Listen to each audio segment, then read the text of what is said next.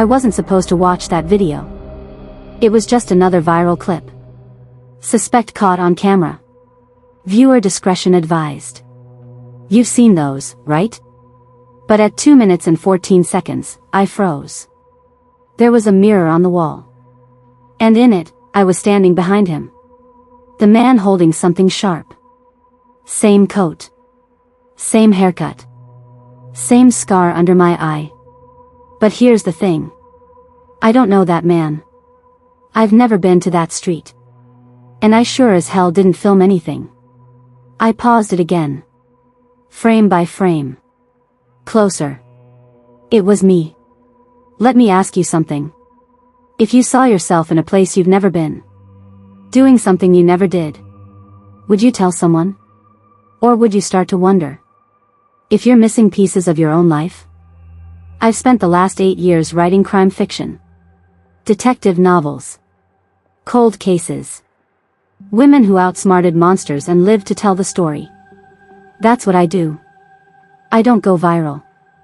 I don't show up in grainy surveillance footage. I don't become the story. And yet, here I was. I scrubbed back the video. Slowed it down. Paused again. Still me. Same jawline. Same navy coat I'd bought last winter in Chicago. I opened the original Reddit post.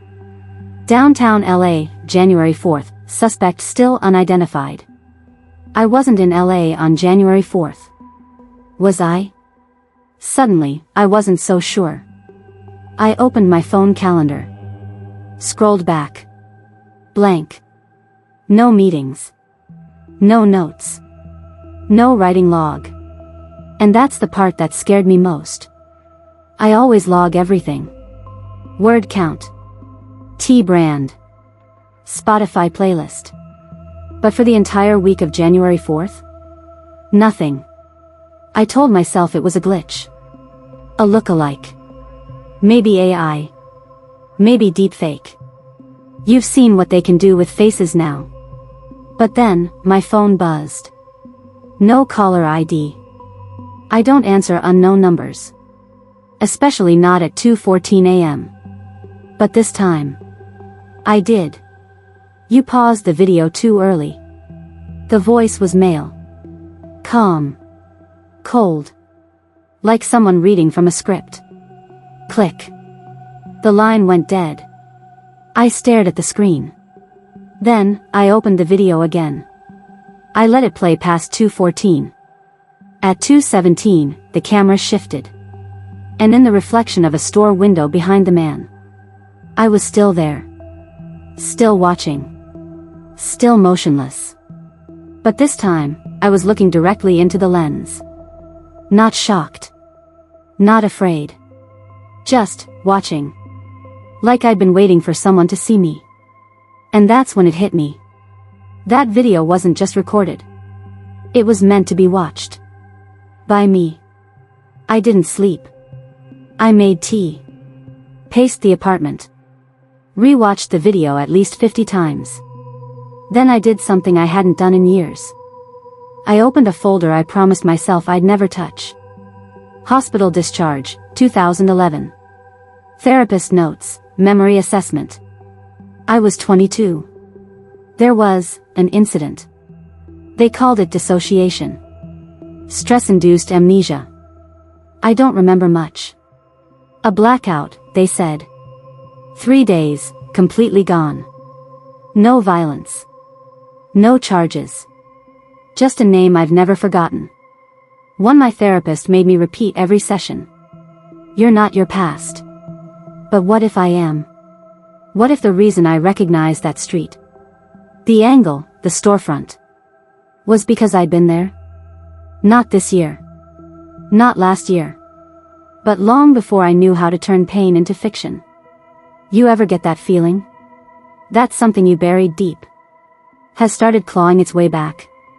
I did. And it came with a knock at the door. I wasn't expecting anyone. It was nearly 3 a.m. And yet, 3 slow knocks at the door. I held my breath. Waited. Listened. No footsteps. No voice.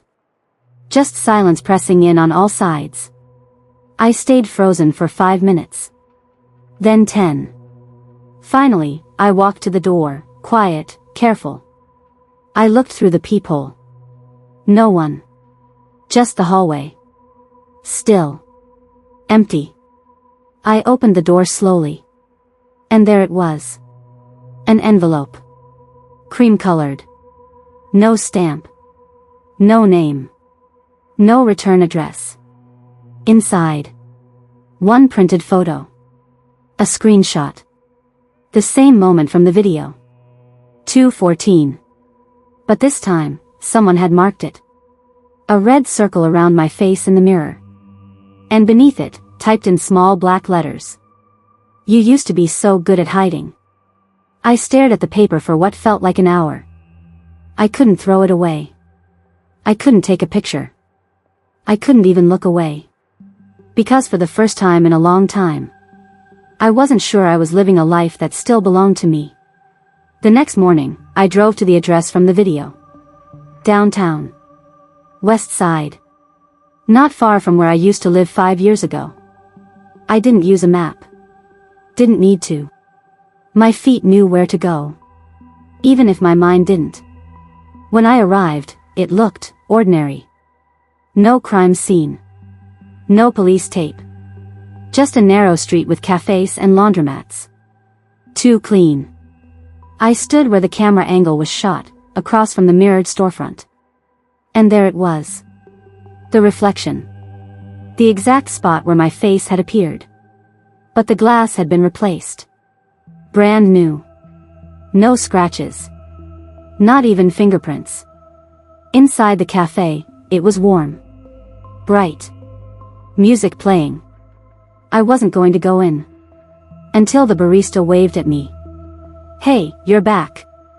Oat milk again? My throat went dry. I'm sorry. She smiled. Same coat, same time.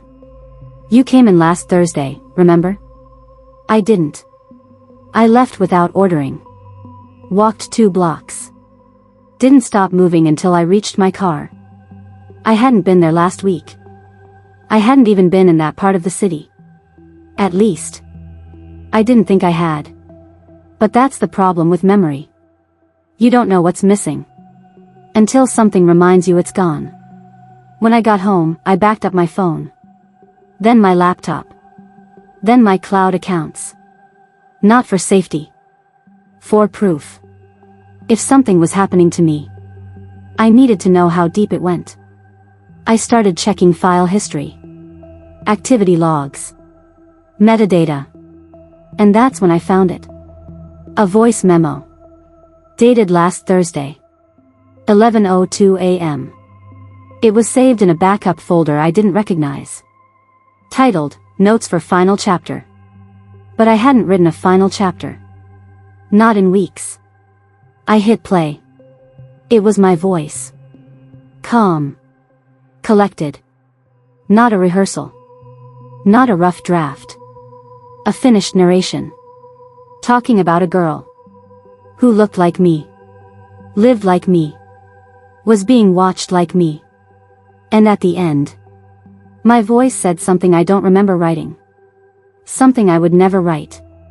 If they find this, it means you've seen too much. I stared at the screen. Listened to it again. Same tone. Same pauses I use when I write suspense. It was me. But it wasn't. And that's when I realized. This wasn't just about someone following me. Someone had already written my ending. That night, I opened a draft post. Not a novel. Just a message. I didn't title it. Didn't sign it. Just wrote. Have you ever felt like your life has already been lived? Just not by you?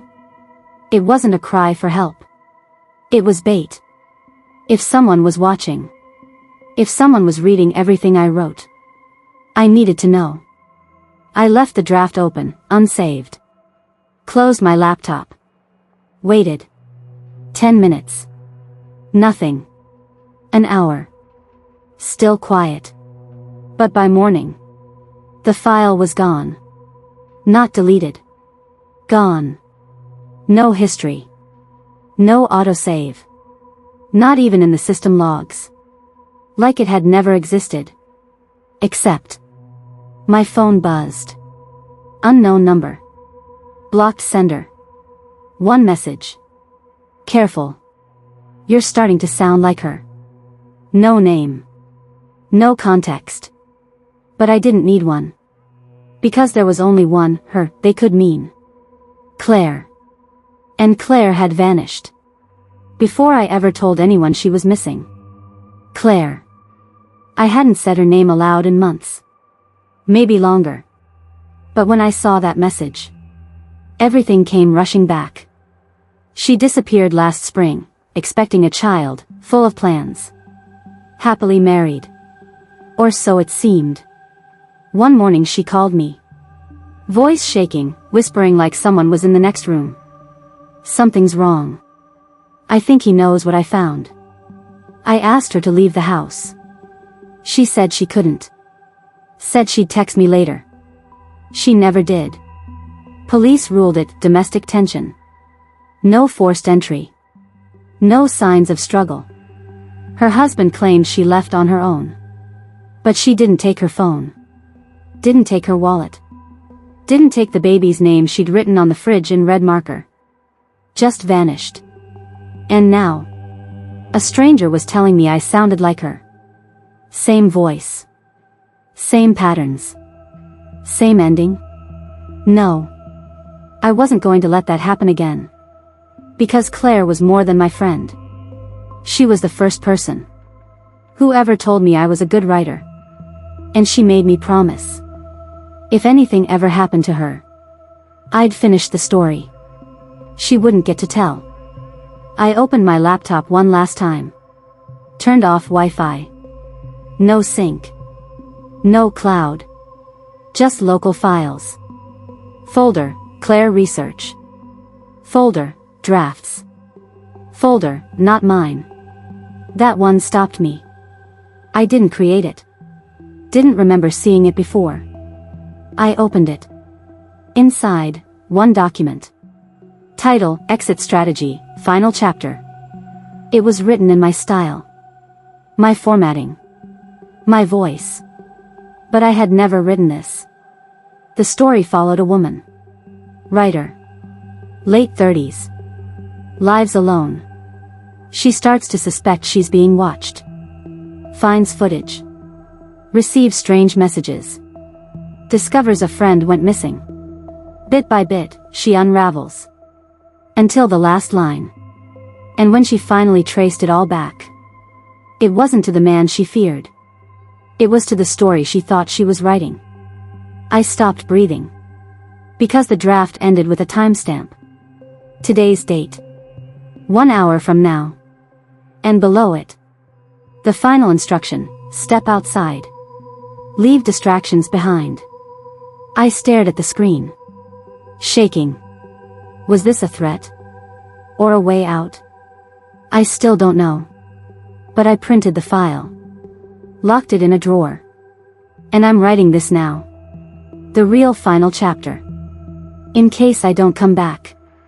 In case the story continues without me, or takes a turn I didn't write. I left the building. I followed the instructions. No phone. No bag. Just the printout and a pen. I sat on a bench across the street. Waited. Watched. Nothing happened. No strange cars. No watchers. No answers. After 20 minutes, I stood to leave. That's when I saw it. An envelope on my car windshield. Same cream paper as before. No markings. No stamp. Inside. A photo. Of me. Sitting on the bench. Holding the paper. Looking over my shoulder. The timestamp? 3 minutes ago. I looked around. No one. No movement. No sound. Just me. And the story. That was now writing itself without me. So I came back home. Not to run. To finish what I started. Because if someone's going to write my ending, I want them to read this first. I know you're watching. But so am I. And this time, I'll be the one who decides how the story ends. And maybe you're still wondering, how did it end? Well, I guess I won. Because I'm still here. Still writing. Still speaking. And if you're listening now, then maybe this story was never just mine to tell. It was always meant for you.